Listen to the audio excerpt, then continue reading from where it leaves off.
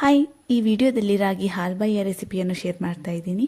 ಅದಕ್ಕಾಗಿ ಸ್ವಲ್ಪ ರಾಗಿಯನ್ನು ತಗೊಂಡು ಸ್ವಲ್ಪ ನೀರು ಹಾಕಿ ಸ್ವಲ್ಪ ಹೊತ್ತು ನೆನೆ ಇಡಬೇಕು. ನೆನೆ ಇಟ್ಕೊಂಡ ರಾಗಿಯನ್ನು ಚೆನ್ನಾಗಿ ತೊಳ್ಕೊಳ್ಬೇಕು. ನೋಡಿ ಎಷ್ಟು ಕೊಳೆ ಉಂಟು ಅಂತ.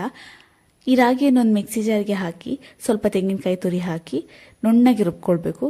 ನುಣ್ಣಗೆ ರುಬ್ಕೊಂಡ ಇದನ್ನು ಒಂದು ಪಾತ್ರೆಗೆ ಸೋಸ್ಕೊಳ್ಬೇಕು. ಸೋಸ್ಕೊಂಡು ಇದಕ್ಕೆ ಒಂದು 2 ತುಂಡು ಆಗುವಷ್ಟು ಬೆಲ್ಲ ಹಾಕಿ ಒಂದು ಚಿಟಿಕೆಯಷ್ಟು ಉಪ್ಪು ಹಾಕಿ, ತುಪ್ಪ ಬೇಕಾದವರು ತುಪ್ಪವನ್ನು ಕೂಡ ಹಾಕ್ಕೊಳ್ಬೋದು.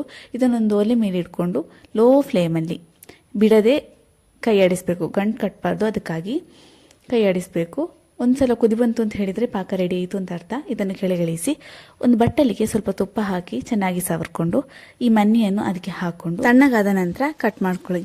ನೋಡಿ ಎಷ್ಟು ಸಾಫ್ಟ್ ಆಗಿದೆ ಹಾಗೂ ಅಷ್ಟೇ ಟೇಸ್ಟಿಯಾಗಿ ಕೂಡ ಇದೆ. ಇದರ ಲಾಂಗ್ ವಿಡಿಯೋ ಅಪ್ಲೋಡ್ ಮಾಡಿದ್ದೀನಿ, ಬೇಕಾದವರು ನೋಡಿ. ಹಾಗೆ ಇದನ್ನೊಂದ್ಸಲ ಮನೆಯಲ್ಲಿ ಮಾಡಿ ನೋಡಿ, ಹೇಗಿದೆ ಅಂತ ಕಮೆಂಟ್ ಮಾಡಿ, ಸಬ್ಸ್ಕ್ರೈಬ್ ಮಾಡಿ.